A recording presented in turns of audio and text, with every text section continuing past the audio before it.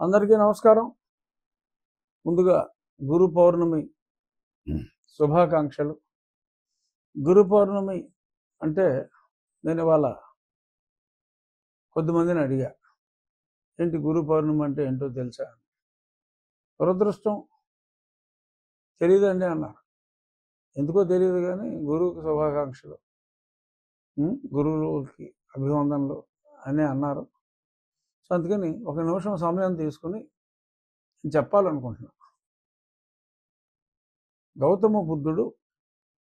గౌతముడు బుద్ధుడిగా మారిన తరువాత సారనాథ్ అనే ప్రాంతంలో, ఇప్పుడు ఉత్తరప్రదేశ్ సారనాథ్ అనే ప్రాంతంలో ఆయన శిష్యులకు 5 డిసైపుల్స్కి, ఫస్ట్ 5తో మొదలైంది.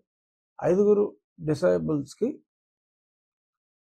వారికి తొలిసారిగా ఆయన జ్ఞానబోధ చేసిన రోజు.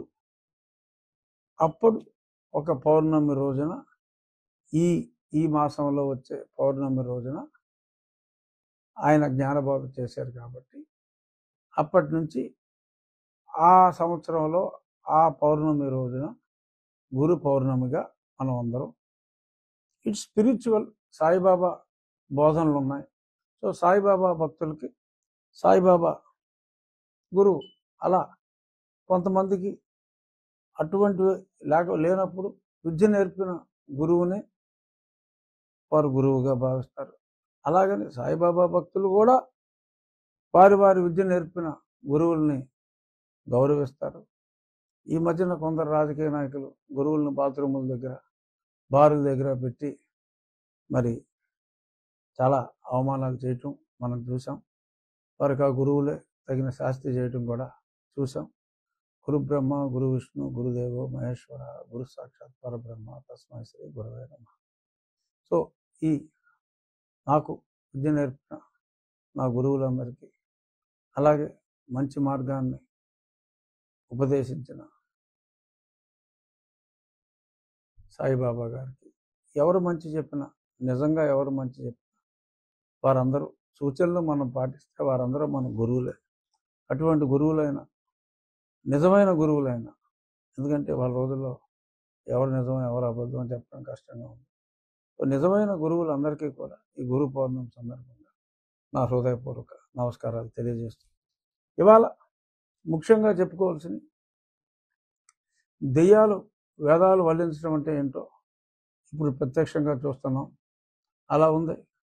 జగన్మోహన్ రెడ్డి గారు దొంగ అన్నట్టుగా, వామో వాయో అసలు మామూల మీద చాలా దారుణంగా ఆ హత్యాకాండాలు చేస్తున్నారని చెప్పి అతను బాధపడతాం చూసి బాధ అనిపిస్తుంది. అది ఇద్దరు అసాంఘిక శక్తుల మధ్య జరిగిన స్ట్రీట్ ఫైట్. అప్పటికప్పుడు గంజాయి మత్తులో యువజన శ్రామిక రైతు కాంగ్రెస్ పార్టీకి చెందిన ఇద్దరు, ఒకతను పొడి చేశాడు, చనిపోయాడు. వాళ్ళిద్దరూ ఒకప్పుడు ఒకటే గ్యాంగ్. దెబ్బలాట్లు వచ్చినాయి, పొడుచుకున్నారు. ఆ మొమెంటరీగా అదే పార్టీలో వాళ్ళ మధ్యన వ్యాపారాల్లో తగాదాలో, పంపకాల్లో తగాదాలో, దందాల్లో తగాదాలో ఉంటే అల్లాళ్ళు పొడి చూసి వస్తాయి. దాన్ని ఒక సమస్యగా మార్చి చంద్రబాబు నాయుడు గారు మీద దాడి చేయటం అనేది నీతి మాలిన చర్య. ఎవరు కూడా హర్షించరు. మరి దానికి కూడా కొందరు దీన్ని ఈ ప్రభుత్వంలో భారతీయ జనతా పార్టీ కూటమిలో ఉంటే ఒక పర్టికులర్ మతం వారికి ఇంకా రక్షణ లేదా అని, పొడిచింది ఎవడరా? పొడిపించుకున్నవాడు, పొడిచినోడు అదే మతం కదా, వేరే మతం వాడు కాదు కదా. మరి ఎందుకు అలాగా? మరి కొందరు సమాజంలో చర్చలు పెడతానికి ప్రయత్నిస్తున్నారు, పేర్లు అప్రస్తుతం. అది బాధ అనిపిస్తుంది. బాబాయిని లేపేసింది ఎవరమ్మా? బాబాయిని లేపింది ఎవరు? వాళ్ళ కుటుంబ సభ్యులే కదా. దానికి నారాసుర రక్త చరిత్ర. సో అలా లేపేది మీరే. అసలు ఎవరి మీద అక్కడ మిథున్ రెడ్డి గారి మీద ఏదో రాళ్ళు వేశారనో ఏదో ఏదో కామెంట్ చేశారు. నువ్వే కదా నన్ను నా పుట్టినరోజు నాడు అరెస్ట్ చేయించి బాగా కొట్టించావు, వీడియోలో చూసావు. అంతకంటే హింస ఇంకేమైనా ఉంటుందరా బాబు? నువ్వు చెప్తావు నీతులు, ప్రజలు నమ్మాలి. ఎన్ని అరాచకాలు, ఎన్నెన్ని అరాచకాలు, ఎక్కడ ఎంతమందిని నీ సిఐడి గ్యాంగ్, నీ సునీల్ కుమార్ గ్యాంగ్ ఎంత ఎక్స్టార్షన్ చేశారు. ఈ చెప్పిన డబ్బులు ఇస్తావా, నీ కారులో గంజాయి పెట్టమంటావా, పెట్టి నా కొడక నిన్ను ఇంక అసలు బయటికి రావు అనే విధంగా ఎవరు మాట్లాడారు, ఎవరితో మాట్లాడారు అన్నీ ఉన్నాయి. ఏదో ఇప్పుడు ఏదో పెద్ద పత్తిలాగా అసలు నువ్వే పడిపించేమో ఒకడికి చెప్పి ఇంకొకటి అనే అనుమానాలు కూడా మాకున్నాయి. ఇప్పుడు రాష్ట్రంలో శాంతి భద్రతలు లేవు, మరి ఢిల్లీ వెళ్ళి ధర్నా, ప్రతిపక్షాలకి పిలుపు. అప్పుడు నన్ను హింసించినప్పుడు నేను ప్రతిపక్షాలకి వేరే పార్టీ నాయకులు అందరికీ చెప్తే ఇదే జగన్మోహన్ రెడ్డి ఫోన్ చేసి అదంతా అబద్ధం, అది నమ్మొద్దు, అంత ధైర్యంగా కొట్టించి చూసినోడివి అంత భయపడిపోయావే. దాని గురించి నలుగురు ప్రశ్నించేటప్పటికి 4 ట్వీట్లు పెట్టేటప్పటికి అడిలిపోయావే. అది ఏదో పనులు చేసే ముందు ఉండాలి ఆ జ్ఞానం. సరే ఇప్పుడు మా కేసు తేలిపోద్ది త్వరలో, కానీ ఇప్పుడు ఢిల్లీ వెళ్ళి ఇక్కడ అన్యాయం జరుగుతుంది, రాష్ట్రపతి పాలన కావాలా అంటే మీరు పొడుచుకుని చచ్చిపోతే రాష్ట్రపతి పాలన కావాలా? ఎంతకంటే సిగ్గు ఉంటుందా? సో మళ్ళీ పేపర్లో రాయించుకుంటారా, ఏదో అందరినీ మళ్ళీ డబ్బులు ఇచ్చి రోడ్డు మీదకి రమ్మని చెప్పి అబ్బో తగ్గని ప్రజాభిమానం. మళ్ళీ కొంతమంది ఎర్ర లిస్టులు బయలుదేరుతారు, ఇంకా జగన్కి తగ్గని ప్రజాభిమానం. 40% వచ్చినాయి కదా ఓట్లు, వస్తారు అందులో మిమ్మల్ని ప్రేమించే అభిమతం ఉన్నవాళ్ళు వస్తారు. సో దానికి ఒక 2000 మందిని పోగేసుకుని మళ్ళీ ఏదో కొత్తగా ఏదో ప్రబంధనం సృష్టిస్తున్నట్టు అవసరమా? ఎంత చేసినా ఉపయోగం లేదు. మళ్ళీ 5 ఏళ్ళ దాకా కనీసం మంచి పనులు చేయండి. శాసనసభలో నిర్మాణాత్మక పాత్ర పోషించగలిగితే నిజాలతో పోషించండి. ఇలాగ మీరు చంపేసుకుని మళ్ళీ ఇలాగ మమ్మల్ని ఇలా చేస్తున్నారు అలా చేస్తున్నారు అని చెప్పి మాట్లాడతాం.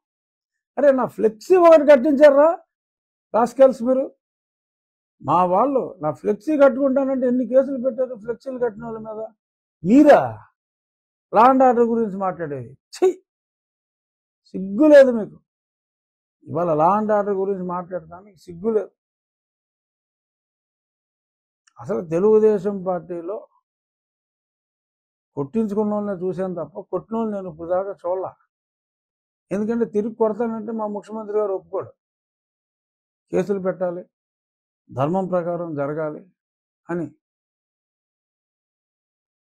మనసులో కష్టంగా ఉన్న నాయకుడి మాట జబదాటిన వ్యక్తులుగా ఎంతో సంయమనం పాటిస్తూ మా పార్టీ వాళ్ళు ఎవరో ఎటువంటి గొడవలుగా ముందు రాకపోతే మీరు కొట్టేసుకుని ఒకడికి టీడీపీ కలర్ వేసేసి కొట్టినోడికి టీడీపీ కలరు, కొట్టించుకున్నోడికి వైసీపీ కలర్ వేసి మరి ఈ రకంగా మీరు అక్కడికి వెళ్ళి ఇలా మాట్లాడటం.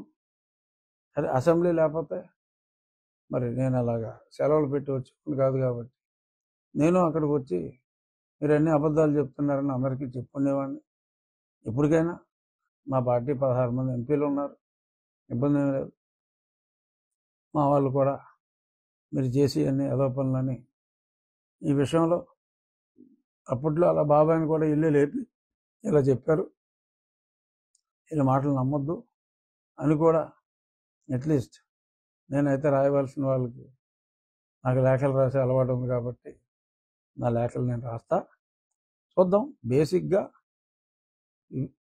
వైఎస్ఆర్ కాంగ్రెస్ పార్టీ వేస్తున్న మంత్రిస్తున్న ఈ దిక్కుమాలిన అబద్ధాలని, వల్లెవేస్తున్న దిక్కుమాలిన అబద్ధాలని తీవ్రంగా ప్రతి ఒక్కరూ నిరసించాలి. గతంలో ఇద్దరు ముగ్గురికి మెరిట్ ఉన్న వాళ్ళకి కమ్మవారికి మరి ప్రమోషన్ ఇస్తే 30 మందికి ఇచ్చారని చెప్పి వీళ్ళు ప్రచారం చేస్తే అది నిజం కాదు కనుక మనం ఎందుకు మాట్లాడాలి అని చెప్పి మరి అప్పుడు తెలుగుదేశం పార్టీ నోరు మూసు కూర్చుంది.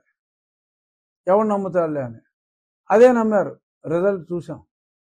సో కాబట్టి ఒక అబద్ధం అవతల వాడు చెప్తున్నప్పుడు ఖండించవలసిన బాధ్యత ప్రతి తెలుగుదేశం కార్యకర్తకే ఉంది మాటల ద్వారా. సో అదే ఇప్పుడు నేను చేస్తున్నది. మనం అందరం గలం ఇప్పుదాం. జగన్మోహన్ రెడ్డి అబద్ధం చెప్తున్నాడు అనేది మనం ఎక్కడికక్కడ 10 మందికి చెప్తూ పోతేనే అది అబద్ధం అని తెలుస్తుంది. లేదంటే ఎక్కడో ఎవడో కూర్చుంటాడు, ఈ పేపర్ న్యూస్ అవుతాడు, జగన్మోహన్ రెడ్డి ఢిల్లీలో ధర్నా చేశాడు, అమ్మాయి అప్పుడే అక్కడ చంపేస్తున్నారంట, అదంట ఇదంట అని. సో ప్రతి ఒక్కడు, ప్రభుత్వమే కాదు, ప్రభుత్వానికి ఎంత రీచ్ ఉంటుందో మనకు తెలియదు. మనం అందరం కూడా ప్రతి ఒక్కరికి అక్కడ పొడిచినోడు, పొడిపించుకున్నాడు, హంతకుడు, హతుడు ఇద్దరు అతడు పార్టీయే, అతని పార్టీయే అని చెప్పి మనం చెప్పవలసిన అవసరం ఉంది. But at the same time నిజంగా ఎక్కడైనా ఏదన్నా తప్పు జరిగితే బాధ్యతాయుతంగా జగన్మోహన్ రెడ్డి ప్రతిరోజు అసెంబ్లీకి వచ్చి మాట్లాడితే అతని గౌరవం పెరుగుతుంది. ఆ రకంగా ఉండాలి అని చెప్పి మరి జగన్మోహన్ రెడ్డి గారికి మీడియా ముఖంగా తెలియజేస్తూ, నిజాలు చెప్పండి, ప్రజలు గౌరవిస్తారు. అబద్ధాలు చెప్పకండి, ప్రజలు మళ్ళీ మళ్ళీ తిరస్కరిస్తారు. ఇది జగన్మోహన్ రెడ్డి గారికి నేను చెప్పే ఉద్బోధ. కేజీఎఫ్ కారణం భలే ప్రశ్న వేశారు. యాక్చువల్గా నేను పుట్టింది పెరిగింది విజయవాడలో. చిన్నప్పటి నుంచి నా స్నేహితులందరూ కమ్మవారే. వాళ్ళు పెరిగిన విధానం, అంచెలంచెలుగా ఎదిగిన విధానం, ఇదంతా కూడా నా కళ్ళారా నేను చూశా. వాళ్ళంటే నాకు అమితమైన గౌరవం, ఇష్టం. ఎందుకంటే కష్టపడే తత్వాన్ని అభిమానిస్తాను నేను. నిన్న నన్ను ఆ సమావేశానికి ఒక నాన్ కమ్మగా రేవంత్ రెడ్డి గారు chief guest, one of the few other community గెస్టుల్లో భాగంగా నన్ను కూడా వారు ఆహ్వానించడం జరిగింది. సరే, ఆ తర్వాత ఇక్కడ అనుకోకుండా మరి వరద వాతావరణం రావటం, అందుకని నేను ఇమీడియట్గా 2 గంటలకే మళ్ళీ ఫ్లైట్ తీసుకుని మళ్ళీ సాయంత్రం ఇక్కడ ఈ కార్యక్రమాల్లో పాల్గొన్నా. అందుకని నాకు అక్కడ మాట్లాడే అవకాశం దొరకల. రేవంత్ రెడ్డి గారు ఆయనకున్న ఇతర పనుల వలన 1 గంట ఆలస్యంగా రావటం వలన నా విమానానికి సమయం వచ్చినందువల్ల నేను అక్కడ ఎక్కువసేపు ఉండలేకపోయా, మాట్లాడలేకపోయా.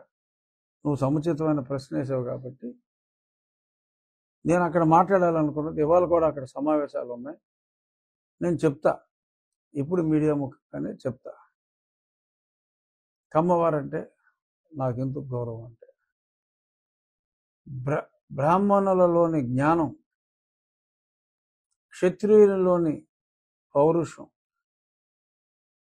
వైశ్యులలోని వ్యాపార దక్షత, ఈ 3 డిస్టింక్ట్.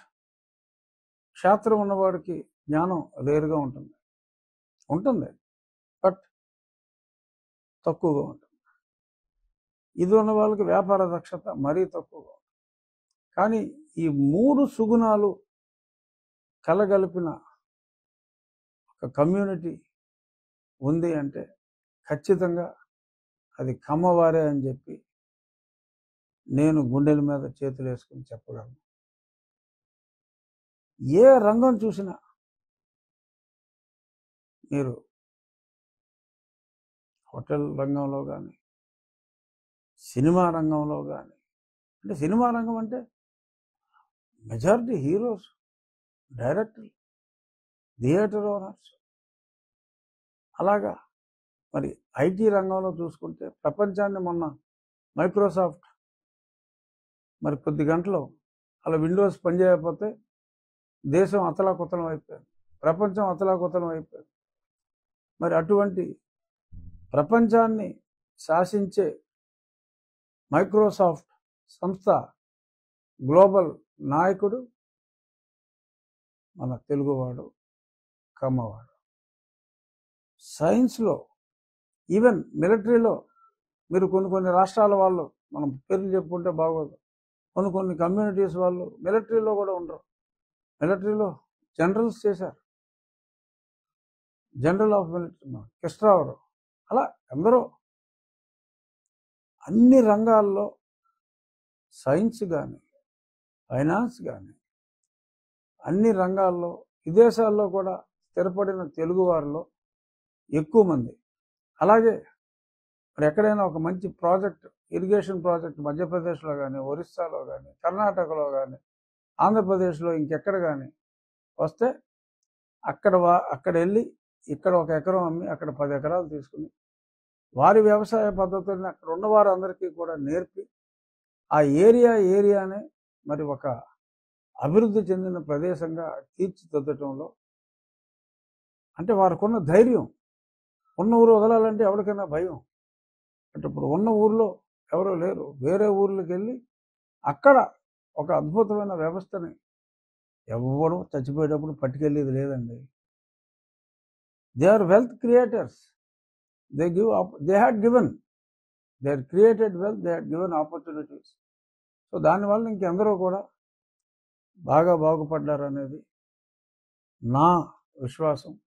అటువంటి ఒక మంచి, ప్రతి దాంట్లోనూ ఒకళ్ళు ఇద్దరు చెడ్డవాళ్ళు ఉంటారు ప్రతి కులంలో, కానీ మంచి వాళ్ళు, కష్టపడే తత్వం ఉన్నవాళ్ళు అతి ఎక్కువగా, సోంబేరులు సోమరిపోతులు అతి తక్కువగా ఉన్న కొద్ది కమ్యూనిటీస్లో కమ్మ సామాజిక వర్గం అనేది అతి ముఖ్యమైన సామాజిక వర్గం. Nobody can ignore that community. Okay, some people may not respect that community, but nobody should ignore that community. అటువంటి కులాన్ని గౌరవించడం మానేసి మరి గతంలో ఒక ద్వేషభావంతో మరి చాలా అన్యాయం జరిగింది, చెప్పరానంత అన్యాయం జరిగింది. అప్పుడే నేను, ఎందుకయ్యా నీకు కమ్మవారు అంటే అంత కోపం రెడ్డి, తప్పు నువ్వు చేసేది తప్పు, ఆ కులంలో పుట్టినంత మాత్రాన నువ్వు శిక్షించేయాలి అనే దారుణంగా నువ్వు మాట్లాడటం, ఇక్కడేదో అమరావతి వస్తే వాళ్ళే బాగుపడిపోతున్నారు అన్నట్టుగా చెప్పాం. అక్కడికి స్టాటిస్టిక్స్, అక్కడ అమరావతి ప్రాంతంలో రెడ్లే ఎక్కువ ఉన్నారయ్యా కమ్మవారి కన్నా. బాగుపడితే 6 రెడ్లు బాగుపడతారు, 50% బీసీలు ఉన్నారు, 14% అక్కడ కాస్త కోస్త భూ ఉన్న కమ్మవారు ఉన్నారు. నువ్వు ఎందుకని ఒక పిచ్చి ద్వేషంతో అలా చేస్తున్నావని చెప్పి ఏనాడో నేను గలవెప్పా. ఎందుకంటే ఇప్పుడు కొందరికి ఇబ్బంది ఉంటుంది. ఒక కమ్మవారిగా కమ్మవారి కోసం మాట్లాడితే చూసారా మేము చెప్పాం కదా ఆ నాయకులకి కమ్మ పిచ్చని, మళ్ళీ ఇంకా కమ్మ గురించి మాట్లాడుతున్నారని అంటారు. నేను విజయవాడలో నన్ను అందరూ కూడా నువ్వు కమ్మవాడురా అని అంటారు. Yes, I always felt proud. I took it as a great compliment. మరి వారికి అన్యాయం చేయటం మంచిది కాదు అని చెప్పా. నిజంగా మరి గ్రాటిట్యూడ్ కూడా నేను ఆ కమ్మ కులంలోనే నేను చూశా. మరి కొన్ని ప్రత్యేక పరిస్థితుల్లో మరి నాకు ఏ సీటు రానప్పుడు సరే, ఎవరి నోటికి వచ్చింది నోటికి వచ్చినట్టు వాటి డెఫినేషన్ వాళ్ళు ఇచ్చుకున్నారు. ఏ పార్టీలో చేరలేదు కదా అని మాట్లాడారు. ఏ పార్టీలో ఎందుకు చేరలేదు, అది ఏ పార్టీలో చేరినోడికి ఎన్ని అవకాశాలు వచ్చి ఎంతమంది ఎంపీలు అయిపోయారు ఆఖరి నిమిషాలు, అదంతా ఇప్పుడు నేను మాట్లాడదలుచుకోవాలి. కానీ నేను ఇక్కడ ప్రత్యేకంగా చెప్పదలుచుకున్నది, the only community, the main community, I can't say only community, the main community that stood by me, రాజు గారికి సీట్ ఇవ్వాలి అని నిర్దేశించి ఆదేశించిన ఒక కమిట్మెంట్తో తప్పు అని చెప్పిన కులం కమ్మవారు. వారికి నేను జీవితాంతం I salute them. This is from the bottom of my heart I'm telling. ఈరోజు నేను ఎమ్మెల్యేగా ఉన్నాను అంటే దానికి the gratitude they had shown. నేను చేసింది ఏమీ లేదు, వారి తరపున గొంతు విప్పా. తప్పు చేస్తున్నావు జగన్, ఒక కమ్యూనిటీ మీద ద్వేషంతో నువ్వు చేయరాని తప్పు చేస్తున్నావు అని గట్టిగా వారి గురించి వారు చెప్పుకోలేరు. ఈ వేరేవాడు ఎవరికి మాట్లాడటానికి ధైర్యం లేని రోజుల్లో అంత ఎంటర్ప్రైజింగ్ కమ్యూనిటీని నువ్వు అవమానించమాక. దానివల్ల రాష్ట్ర ప్రగతికి అవరోధం. వాళ్ళందరూ తెలంగాణకు షిఫ్ట్ అయిపోయారు. తెలంగాణకు షిఫ్ట్ అయ్యి తెలంగాణ అభివృద్ధిలో గత 5 ఏళ్లలో ఎంతో కొంతమంది బాగుపడ్డారు. వీడి బాధ తట్టుకోలేక అక్కడికి వెళ్ళి ఆ భూమిలో అక్కడ పొలాలు కొనుక్కుని చాలామంది ఇండైరెక్ట్గా మంచి జరిగింది. Okay, that is blessing in disguise. కానీ అటువంటి ఈ సందర్భంగా నేను చెప్పాలనుకున్నది ఒక మహా వ్యక్తి గురించి చెప్పాలనుకున్నా. రాజా వాసిరెడ్డి రామ్ గోపాల్ కృష్ణ మహేశ్వర ప్రసాద్. ఆయన గురించి ఎవరికి తెలియదు. ఇప్పుడు ఈవెన్ కమ్మవారు కూడా మర్చిపోయారు. ముఖ్యాల మహారాజా. ఇవాళ పోలవరం కడటానికి మనం ఎన్ని కష్టాలు పడుతున్నాం. కేంద్రం నుంచి అన్ని వేల కోట్లు కావాలి, ఎన్ని వేల కోట్లు కావాలని కష్టపడతాం. మన రాష్ట్రానికి ఒకప్పుడు అన్నం పెట్టింది నాగార్జున సాగర్. అప్పట్లో మెడ్రాస్ కంపోజిట్ స్టేట్లో డైరెక్ట్గా కృష్ణానది జలాల్ని పెన్నాకి కలిపి మెడ్రాస్కి తీసుకెళ్ళిపోవాలి అన్న ఆలోచన వచ్చినప్పుడు 54లో ఆ ఆలోచనని వ్యతిరేకించి ఒక సంఘం కట్టి నాగార్జున సాగర్ ఆ ప్రాంతంలో ప్రాజెక్ట్ కట్టాలి, ఇక్కడ ఒక పెద్ద ఆనకట్ట కట్టాలి అని పోరాడి, మరి అక్కడికి దారులు కూడా నడక దారులు కూడా సరిగ్గా లేవు. ఒక కోస్టల్ కమిటీని అపాయింట్ చేస్తే ఆ సభ్యులు తిరస్కరిస్తే మీకు మేము రోడ్లు వేస్తామని చెప్పి రోడ్లు వేసి 4-5 నెలల్లో ఆ సభ్యుల్ని తీసుకెళ్ళి this is the best location అని చెప్పి వాళ్ళు చెప్తే ఆ రోజుల్లో 50 లక్షల రూపాయలు క్యాష్, అంటే ఇవాళ ఎన్ని వేల కోట్లు, నాకు కనీసం 100 కోట్లలో ఉంటుంది. 50 లక్షల రూపాయలు క్యాష్ ఇచ్చి 5500 ఎకరాల భూమి ఆ మహా వ్యక్తి దానం చేశాడు. 1 ఎకరం భూమి ఇవ్వకుండా తండ్రి పేరు తాత పేరు పెట్టు దొబ్బుతున్నారు మొన్నటిదాకా నాయకులు. ఏ పార్క్ ఉన్నా సరే అయితే తాత లేకపోతే తండ్రి లేకపోతే ఆడిపోయారు.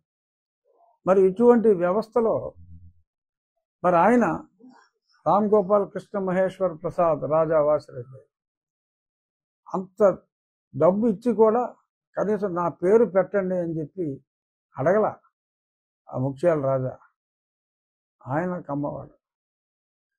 ఆయన చేసిన త్యాగమే మరి ఈరోజు ఇన్ని లక్షల మంది, కనీసం 1 కోటి మంది అన్నం తింటున్నారు, ఆస్తులు విలువలు పెరిగినాయి అంటే దానికి కారణం ఆ ముఖ్యాల రాజా. ఆయనకి గౌరవం ఇవ్వండి అని చెప్పి ఆ సమావేశంలో నేను చెప్పాలి అని అనుకున్నా. అటువంటి మహానుభావుడు గౌరవం ఇవ్వాలి. ఆయన పేరు మీద ఏదైనా గొప్ప పని చేయండి. ఆ ముఖ్యాల రాజా విశిష్టతని 10 మందికి చెప్పండి. అది ఒక నా ప్రధాన ఉద్దేశం.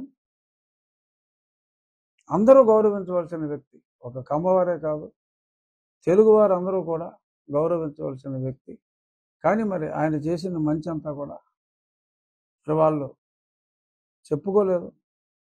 మరి తెలుసుకోవాల్సిన అవసరం తెలుగువారు అందరికీ. ఇటువంటి వాళ్ళు ఎంతో త్యాగం చేసిన వాళ్ళు. ఇవాళ నాగార్జున సాగర్ ప్రాజెక్ట్ రావడానికి ఆయనే కారకుడు, అందులో ఎటువంటి డౌట్ లేదు. మరి ఆయన పేరు ఎంతమందికి తెలుసు? పోలవరం దగ్గర రాజశేఖర రెడ్డి గారు విగ్రహం పెట్టేస్తాను, అంత ఖర్చు పెట్టేస్తాను అన్నాడు. ఈ ఆలోచన ఎందుకు రాదు? ఏమని ఇప్పుడు పాలకులకు కూడా మంచిది, అక్కడ ఒక మంచి విగ్రహం పెట్టండి. ఓకే, అన్ని కోట్లు, 100 కోట్లు ఖర్చు పెట్టక్కల, ఆయన పేరు 10 మందికి తెలిసేలాగా ఏదైనా చేయండి. ముత్యాల రాజా గారి పేరు తెలిసేలాగా చేయండి. ఈరోజు సమావేశంలో నేను మా స్నేహితుడు నన్ను ఆహ్వానించిన ఆయన జట్టి కుసుబ్ కుమార్ గారికి చెప్తున్నాను, ఒక తీర్మానం చేయండి, ముత్యాల రాజా గారు పేరు గుర్తుండిపోయేలాగా. అదే మీరు ఏదన్నా ఒక అవార్డు పెట్టండి. మోక్షగుండం విశ్వేశ్వరయ్య గారిని మేము గౌరవిస్తున్నాం, కర్ణాటక వాళ్ళందరూ. సర్ ఆర్థర్ కాటన్ని ఈ రోజుకి మా గోదావరి జిల్లాల్లో మరి ఒక విశిష్ట స్థానం ఇస్తున్నాం. కాటన్ పుట్టినరోజు వేడుకగా జరుపుకుంటున్నాం. ఎందుకు ముత్యాల రాజా గారు పుట్టినరోజు ఎందుకు జరుపుకోరు? ధవళేశ్వరం ఇక్కడ ఇరిగేషన్ వ్యవస్థ చేశారు. మరి అక్కడ Nagarjuna Sagar left canal, right canal ఎంతోమందికి లబ్ధిదారులు ఉన్నారు. ఆ ప్రాజెక్ట్ రావడానికి కృషి చేసింది ఆయన. ఆయన విగ్రహం ఉందా అక్కడ? ఆ జగ్గాపేట ఆ ప్రాంతాల్లో తప్ప. మేము కాటన్కి ఇచ్చిన గౌరవం మీరు ఎందుకు ఇచ్చుకోరు? అంతకు మించిన గౌరవం ఇవ్వాలి. ఎందుకంటే Cotton is an employee, but still we are respecting. మా గోదావరి జిల్లా వాళ్ళు యావత్ ఆంధ్రుల్లో కూడా ఆయన పేరు గుర్తుపెట్టుకోవాలి. మరి అలాగా సమాజానికి సేవ చేసిన వాళ్ళు ఎందరో ఉన్నారు. అందరి గురించి చెప్పి టైం నాకు లేదు కాబట్టి ఆయనతో మొదలు పెట్టండి, అందరినీ గౌరవించండి. కమ్మవారు విశిష్టత. ఇంకొకటి నాకు కమ్మవారిలో చాలా నచ్చిన అంశం, స్త్రీలని చాలా ఎక్కువగా గౌరవించే కమ్యూనిటీ చౌదరీస్ కమ్యూనిటీ. ఎందుకంటే నేను చిన్నప్పటి నుంచి అందరూ ఇళ్లలో నేను తిరిగాను, నా స్నేహితుల ఇళ్లలో. స్త్రీని గౌరవించే ఏ వ్యవస్థ అయినా బాగుపడుతుంది. స్త్రీని అగౌరవపరిచే వాళ్ళు, స్త్రీని చులకనగా చూసే వాళ్ళు ఎవరూ కూడా బాగుపడరు. సో ఒక స్త్రీలకు ఒక విశిష్టమైన గౌరవం ఇచ్చే కమ్యూనిటీగా కూడా కమ్మవారంటే నాకు చాలా ఇష్టం. అందుకని స్పెసిఫిక్గా నేను ఆ ఫంక్షన్కి ఇక్కడ ఇబ్బంది ఉన్నా వెళ్ళి ఇమ్మీడియట్గా వచ్చేయాలని చెప్పి నేను అక్కడికి నువ్వు అడిగిన ప్రశ్నకి సమాధానం. దాంతోపాటు నిన్న నేను మనసులో చెప్పాలనుకుని చెప్పలేని మాటలు అన్నీ కూడా, ఎస్, ఒక ఎన్టీ రామారావు గొప్పవాడు, ఓ రామోజీరావు గొప్పవాడు, ఇప్పుడు మరి ఎన్నో మంచి విషయంతో చేస్తున్న చంద్రబాబు నాయుడు గొప్పవాడు. బట్ ముందు మనం స్మరించుకోవాల్సిన వాళ్ళని కూడా మనం మర్చిపోకూడదు ఆ కమ్యూనిటీలో. సో అందుకని ఈ సబ్జెక్టు ఇక ముగించే ముందు నా సబ్జెక్టు వస్తుంది. నిన్న వచ్చిన వెంటనే వరద ముంపు పొంచి ఉన్న ప్రాంతాలన్నీ కూడా ఆ సంబంధిత అధికారులతో కలిసి మాట్లాడటం జరిగింది. లక్కీగా ఈరోజైతే గత 7 గంటలుగా స్టడీగా ఉంది. వర్షాలు తగ్గిన తర్వాత పైనుంచి వచ్చేది ఫ్లో ఉంటుంది. అయినప్పటికీ కూడా యనమదురు డ్రైన్ ఆ ప్రాంతంలో అన్ని చర్యలు కూడా ఇవాళ ఉదయం కూడా సంబంధిత అధికారులు అందరితో మాట్లాడటం జరిగింది. కలెక్టర్ గారు, నాగరాణి గారు, ప్రవీణ్ ఆదిత్య జాయింట్ కలెక్టర్, అలాగే సంబంధిత ఇరిగేషన్ అధికారులు అందరూ కూడా కంటిన్యూస్గా మానిటర్ చేస్తారు. మా ఉండి నియోజకవర్గం వరకే కాదు, చాలా చోట్ల అఫ్కోర్స్ నార్మల్ దెబ్బతిన్నాయి. మరి నా నియోజకవర్గంలో కూడా సుమారు ఒక 11,000 ఎకరాలు నార్మల్ దెబ్బతిన్నాయి. అగ్రికల్చర్ అధికారులతో మాట్లాడటం జరిగింది. వారు కూడా ఇప్పుడు ఒక 1 మంత్ టైం తగ్గింది కాబట్టి ఒక 120 రోజుల్లోనే 110-120 రోజుల్లో క్రాప్ వచ్చే విధంగా దానికి సంబంధించిన వరి వంగడాలన్నీ కూడా వరద తగ్గుముఖం పట్టిన వెంటనే అవన్నీ కూడా అందజేయటం జరుగుతుంది. జరిగిన డ్యామేజ్ని ఇమీడియట్గా రెక్టిఫై చేయటం కూడా జరుగుతుంది. దీనివలన గత 20 సంవత్సరాలుగా రిపేర్ కూడా కొన్ని గేట్లు కూడా ఓపెన్ అవ్వని పరిస్థితిలో ఉంది. ఆ లోటుపాట్లన్నీ కూడా మేము తెలుసుకోవటం జరిగింది. ఈ వరద తగ్గుముఖం పట్టిన వెంటనే రేపు రాబోయే వర్షాకాలానికి ముందే అన్ని విధాల ఆ రిపేర్లన్నీ కూడా యుద్ధ ప్రాతిపదికన మళ్ళీ ఎప్పుడు వస్తుందిలే 4 ఏళ్ళు కానీ అనుకోకుండా రొటీన్లో అందరం అనుకున్నట్టు సో డెఫినెట్గా ఆ చర్యలన్నీ కూడా తీసుకొని ఎప్పుడైతే మేము 25 రోజుల క్రితమే ఈ డ్రైన్లు అన్నీ మొదలుపెట్టినందువల్ల ఆ మెయిన్ యనమదురు డ్రైన్ కాకుండా ఈ కెనాల్ సిస్టము, ఈ లోకల్ డ్రైన్స్ ఇవన్నీ కూడా ఆ పూడికతో పొంగిపోయి కొన్ని పొలాలు ఇబ్బంది పడేవి. లక్కీగా ముందుగానే మేము చేపట్టిన ఈ డ్రైన్ కాలువల ప్రక్షాళన దానివల్ల కొంత డ్యామేజ్ లోకల్ ఏరియాస్లో, ఆ మెయిన్ డ్రైన్ ఏరియాలు కాకుండా లోకల్ ఏరియాల్లో చాలా చోట్ల మేజర్ డ్యామేజ్ మనకి కంట్రోల్ అయింది. సో అందుకు ఒక రకంగా ప్రజలు చాలామంది సంతృప్తిని వ్యక్తం చేస్తున్నారు. ఎటువంటి కాలయాపన లేకుండా చేయవలసిన అభివృద్ధి పనులు అన్నీ కూడా ఈ డ్రైనేజ్ తాలూకు అన్నీ కూడా త్వరితగతిన రాబోయే నెక్స్ట్ సీజన్కి కొంత వెళ్ళవలసి వచ్చిన ఇప్పుడున్న నేలలోనే పంటల సహాయంతో పంట మీద కొంచెం ఎక్స్ట్రా ఖర్చు అవుతుంది. ఆ పంట మీద ఆ పొక్కులైనది తీసుకెళ్ళి అన్నీ కూడా ఎటువంటి అవాంతరాలు వచ్చినా, ఎందుకంటే డిసెంబర్లో కూడా మళ్ళీ తుఫాన్ లాంటివి రావచ్చు, అప్పుడు కూడా కొన్ని అవాంతరాలు రావచ్చు. ఈ పూడికలు ఇవన్నీ కూడా డిసెంబర్లోగా ఏదైనా బ్యాలెన్స్ వర్క్లు ఉన్నా కూడా చేసి ఎటువంటి ఇబ్బంది లేని ప్రాంతంగా గవర్నమెంట్ కూడా ఒక 200 కోట్లు ఓవరాల్గా రాష్ట్రంలో ఉన్న డ్రైన్లు అన్నిటికీ కూడా ఒక రకంగా మనం మొదలుపెట్టింది స్ఫూర్తి అని చెప్పవచ్చు. అన్నిటికీ కూడా రామానాయుడు గారు ఫండ్స్ అలొకేట్ చేయమని చెప్పి ముఖ్యమంత్రి గారిని కోరటం జరిగింది. సో ఇటువంటి సమస్యకి ఆల్మోస్ట్ శాశ్వత పరిష్కారం దొరుకుతుంది. ఇది కాక మేము చేపట్టిన మిగిలిన కార్యక్రమాలన్నీ, ఎందుకంటే మళ్ళీ ఒక వారం మళ్ళీ అసెంబ్లీ సమావేశాలు ఉన్నాయి. లాస్ట్ వీక్ చెప్పినట్టు ఈ వర్షం వలన 2-3 రోజులు ఆగినాయి తప్ప మిగిలిన స్కూల్ డెవలప్మెంట్ కార్యక్రమాలు కానీ, మా సోషల్ వెల్ఫేర్ హాస్పిటల్, ఆ కార్ట్స్ ఇవన్నీ కూడా ఆర్డర్ పెట్టేయడం జరిగింది.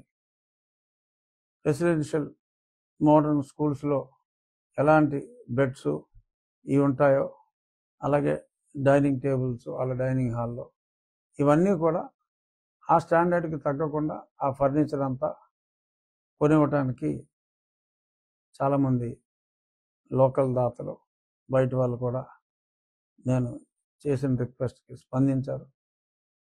సో మంచి క్వాలిటీ ఆ బెడ్స్ ఇవన్నీ కూడా సోషల్ వెల్ఫేర్ హాస్టల్స్ ఇతర హాస్టల్స్ కన్నా గొప్పగా ఉంటాయని నేను చెప్పలేను, కానీ సమానంగా ఉంటాయి.